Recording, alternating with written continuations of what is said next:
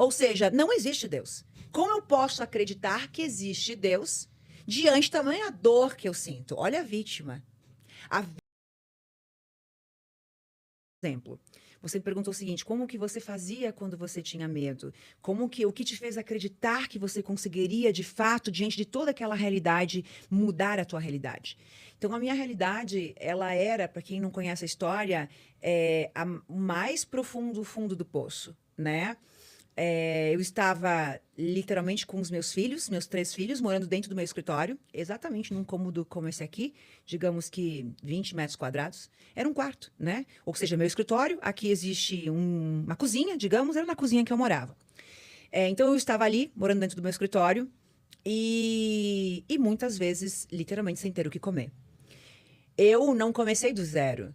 Eu comecei do menos 700 mil reais, uma dívida de praticamente R$ 1 milhão. Então, para quem não tem o que comer e tem uma dívida que acumula quase R$ 1 milhão, sem dúvida que para mim, naquele momento, a única solução que eu tinha era a morte.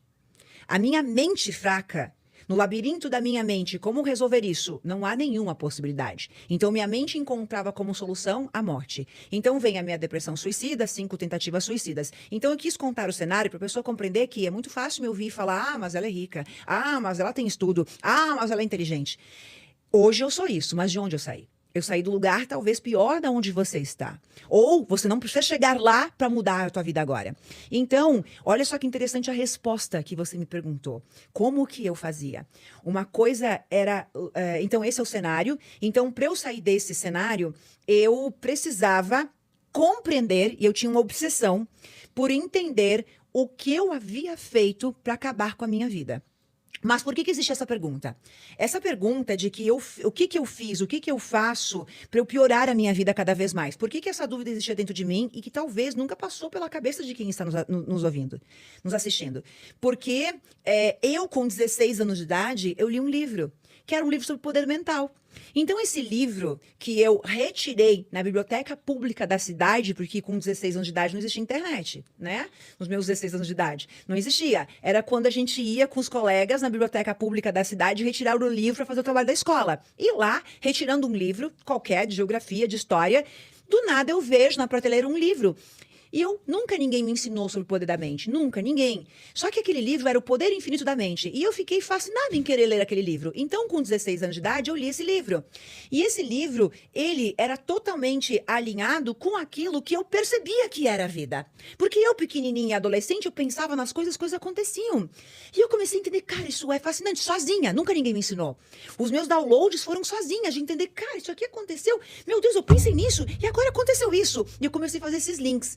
Então, quando lá, com 20 e poucos anos, eu havia acabado com a minha vida, lá com os meus 30 e tal, eu havia literalmente acabado com a minha vida estava um caos, e naquele livro me ensinava a ser positiva, e eu era positiva. Então, se eu sou positiva, e a minha vida está na mais profunda miséria, com depressão, depressão suicida, na tristeza, no fracasso, fui abandonada grávida, tô aqui dentro do meu escritório, não tenho o que comer. O que eu fiz para acabar com a minha vida? Então, na minha cabeça, existia alguma coisa que eu pensava, como eu me comportava, que a minha vida piorava cada vez mais. Agora, vamos fazer uma pausa. Quantas pessoas que estão nos ouvindo, estão nos assistindo, que estão pensando assim, cara, eu também sou positiva. E minha vida está ruim. Tá ali, ó, viu? A Elaine também era positiva. Então, existe aqui peraí, como assim? Um paradoxo. Porque o poder do pensamento positivo cria uma vida extraordinária. Mas eu estou afirmando que quanto mais positiva eu era, pior ficava. Mas ninguém pode sair do podcast agora que eu vou explicar o que acontecia. Por favor, senão gente. você sai apavorado. Tem uma pegadinha aqui. Então, de uma certa forma, eu tava obcecada em compreender se o poder do pensamento funciona. Eu li aquele livro, O Mundo Fala Sobre Isso. Como que para mim piora cada vez mais? Então, por mais que eu fosse vítima, e quem é a vítima? A vítima é quem culpa o outro pela sua dor. Eu também era vítima. Mas eu não era 100% vítima. Eu era 99% vítima. Tinha 1% dentro de mim que pensava, o que eu tô fazendo de errado? Porque a vítima, Vítimas? Não tem 1% de qual é a minha parte nessa tragédia. A vítima culpa 100% o outro. A vítima culpa o marido que te traiu, o marido que foi embora, a vítima culpa o chefe que te demitiu, a vítima culpa a mãe que não te cuidou, o pai que te abandonou, o filho que te irrita, o governo que fez com que não sei o quê, a economia do país que não funciona. A vítima não olha para ela e pensa qual é a parte que eu tenho que mudar. A vítima, ela é 100% focada em você é o vilão. Você fez isso comigo, eu sou a coitadinha. Eu sou coitadinha, eu sou vítima. Você fez isso comigo, você deveria morrer, você deveria ser preso, você deveria não sei o quê. Então, esta é a vítima. Só que todas as vítimas da face da Terra, elas vibram na escassez. Porque se eu sou vítima, existe falta. Existe falta, escassez. Então, eu já estou vibrando uma frequência que me leva para falência. Ponto. Depois podemos falar mais sobre isso. Então, eu era uma vítima com um pouquinho de consciência. Eu era 99,9% vítima, porém eu já estava em vantagem com todas as demais vítimas da face da Terra, porque eu tinha 1% de pensar o que eu fiz para acabar com a minha vida. E foi esse 1% que salvou minha vida, porque as vítimas não têm. Quantas vítimas nesse momento estão nos ouvindo e ela vai virar esse 1%? Opa, peraí, a Elaine tá mexendo nesse lugar. A Elaine me fez questionar qual é a minha parte aqui que é responsável pela vida que eu tô vivendo. Perfeito. E é nesse momento que a vítima desperta. Senão ela continua lá, culpando todo mundo pela sua dor. Então, esse 1%, que era relacionado ao livro que eu li, e eu acreditar que o pensamento era realmente a chave, ou que aquilo que eu penso, a gratidão, a frequência positiva, eu acreditava naquilo. Mas se eu acreditava em algum nível dentro de mim, o que eu estava fazendo errado? Então, vem a resposta à tua pergunta. A resposta era, o que você fazia? Então, a minha resposta que eu posso te dizer, que é infalível, é: quanto mais conhecimento eu tinha sobre como funcionava o universo, mais fé eu tinha que era assim que funcionava. De uma forma inquestionável. Peraí que eu vou explicar. Então, vamos lá. Eu digo pro meu aluno. O meu aluno, ele adquire muito poder porque a forma como eu ensino ele, como podcast que você assistiu, eu te dei um nível de consciência tão óbvio sobre a realidade que você não questiona mais. Isso te dá uma fé, isso te dá uma certeza de que basta fazer isso, seguir esse caminho que vai dar certo. Era essa a certeza que eu tinha. Quanto mais eu estudava sobre física quântica, sobre reprogramação mental, sobre espiritualidade, mais certeza eu tinha de como funcionava o universo. Se eu tenho essa certeza com todas as minhas forças, eu só tenho que fazer isso. Não importa se está funcionando ou não, continua fazendo. Ainda não está funcionando, mas vai funcionar. Então é como se eu acreditasse que 1 mais 1 é 2. Isso é matemática, não tem outro resultado. Então o que me dava tanta fé, me dava tanta certeza que eu iria mudar a minha vida era conhecimento. Que aí voltamos. O que estamos fazendo aqui? O que é evolução? Evolução é conhecimento. Sim. Se eu não entrar para minha jornada do autoconhecimento, que é ouvir um podcast como esse, que é entender qual é meu lugar no mundo, que é compreender que existe algo além de acordar, trabalhar e dormir, que é a minha jornada de entender quais são as minhas crenças, quais são as minhas dores, o que eu vim fazer, qual é o meu propósito, né? Então, essa certeza de como funciona o universo, as leis do universo, o poder do pensamento, o meu sentimento, a minha frequência, é o que fazia assim, ó, não importava o que acontecesse, eu tinha certeza que ia funcionar. Eu tinha certeza que bastava continuar fazendo aquilo. Então, a minha fé inabalável. Porque tem um detalhe, por isso eu contei essa história. Porque nesse momento, eu não tive uma educação, e eu tenho certeza que essa não educação religiosa também me torna Elaine Ourives. Porque se eu tivesse uma religião cheia de crenças religiosas, talvez eu não falasse o que eu falo, não acreditasse de uma forma tão convicta sobre o que está além do que aprendemos com os nossos pais, nossos avós, desde pequenininho dentro de casa. Então, a nossa educação, a minha educação religiosa, católica dentro de casa, ela nunca foi uma imposição ou uma obrigação cheia de crenças religiosas. Estava lá, né? Ou seja, toda a educação que os meus pais nos passaram, só que, ou seja, sobre Deus, Jesus, o universo, foi isso que eu aprendi. Mas livre de acreditar e ter fé no universo, né? Então, meus pais não eram muito católicos, mas nos passaram essa educação. O que eu quero dizer é que eu não fui criada, como muitas pessoas são, cheia de crenças, de castigo, de não sei o quê, de isso aqui é pecado, isso aqui é castigo, o que também me dá um pensamento de compreender a vida como realmente ela é, e não apenas olhando para aquela caixa religiosa. religiosa. Que é uma prisão, né? Eu fui educada muito mais com a espiritualidade, onde ser honesto era muito mais importante do que na missa. Para os meus pais, honestidade para os filhos, eu nunca abri a carteira do meu pai em toda a minha vida. Então é como se meus pais aplicassem os conceitos, porém dentro de casa. Era muito mais importante nós sermos honestos, falar a verdade, né? Esses valores éticos e morais do que estar na missa no domingo. Não adianta você ir na missa e você roubou e você enganou e você tá enganando teus pais. Então, para os meus pais era mais assim. Então, isso também me dá essa liberdade de ter estudado tudo que eu estudei. Mas o que eu ia te falar nesse momento, existe um detalhe. Eu era ateia. Caramba. Por que eu me tornei ateia? Porque eu estou vivendo a mais profunda miséria, estou com depressão suicida, tudo que eu queria era estou morando dentro do meu escritório com os meus filhos, passando pela a maior dor da minha vida, né? Eu simplesmente não entendia essa situação e, logicamente, que eu não aceitava. Eu não aceito. Então, eu literalmente briguei com Deus.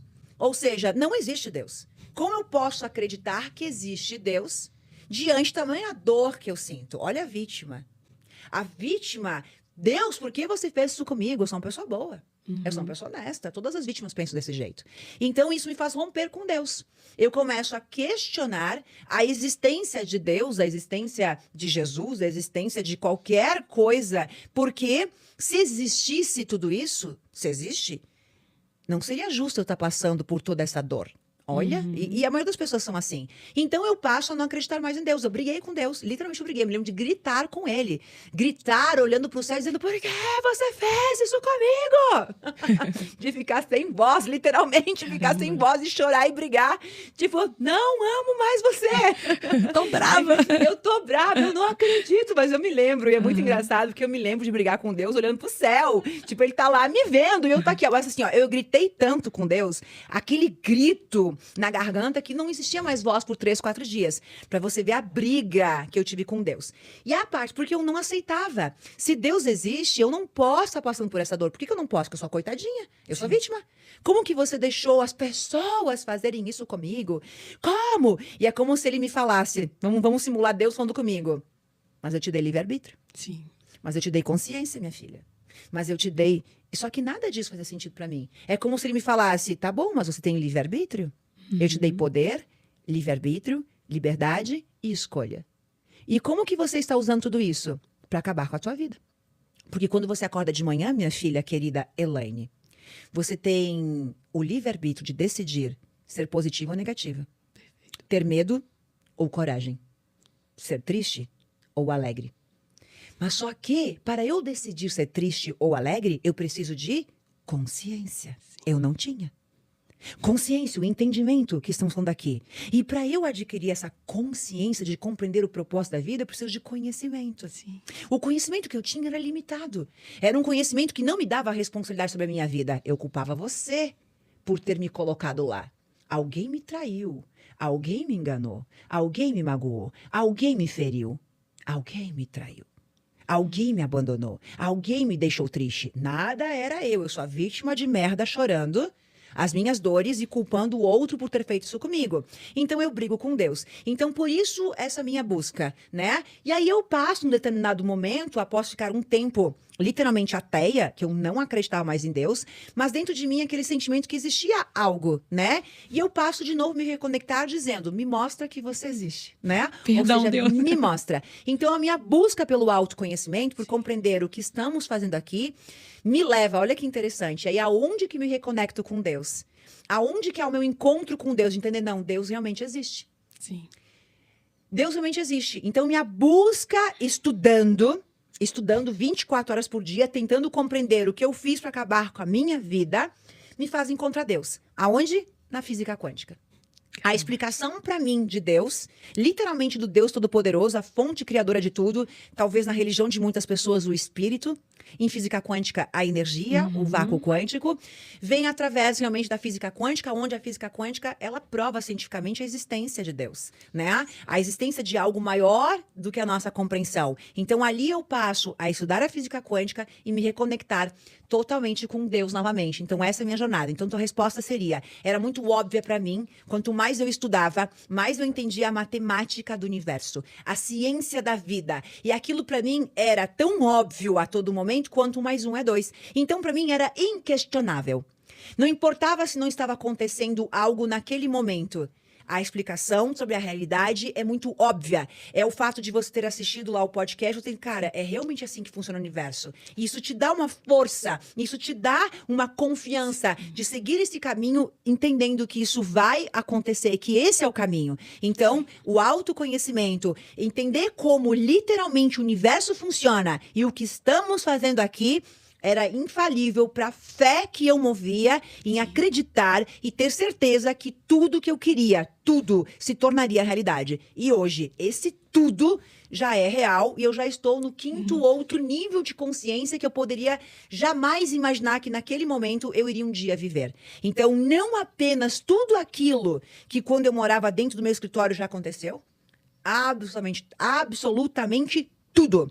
Desde casa, carro, sucesso, faturamento, relacionamento, saúde, rejuvenescimento, não interessa tudo. Só que quando eu conquistei tudo, você precisa de novos sonhos. Sim. E aí eu conquistei tudo, e eu preciso de novos sonhos. E aí eu conquistei tudo, e eu preciso de novos sonhos. E eu conquistei tudo. E eu estou novamente com os meus novos sonhos e conquistando o que agora são os meus novos sonhos. Olha que incrível. Então significa, você que está ouvindo e assistindo, tudo aquilo que você deseja nesse momento vai acontecer daqui a alguns dias, daqui a alguns meses. E aí você precisa de novos sonhos? Sim. E qual é o teu próximo nível? E aí isso tudo vai acontecer também. E aí qual é o teu próximo nível? Olha que fascinante! É como se você me falasse, Elaine, eu já conquistei tantas coisas, mas eu ainda não conquistei exatamente o que eu queria. Nem eu. Eu já estou já estou aqui, ó. Olha que fascinante, isso é a vida. Qual a chance de não acontecer? Se você parar de evoluir. Puta que pariu. Então, se eu continuar evoluindo, cada vez mais eu vou conquistar aquilo que eu quero e qual verdadeiramente é o meu lugar de merecimento nesse mundo. Mas para isso eu tenho que evoluir, mudar quem eu sou e me tornar quem eu quero ser. Perfeito.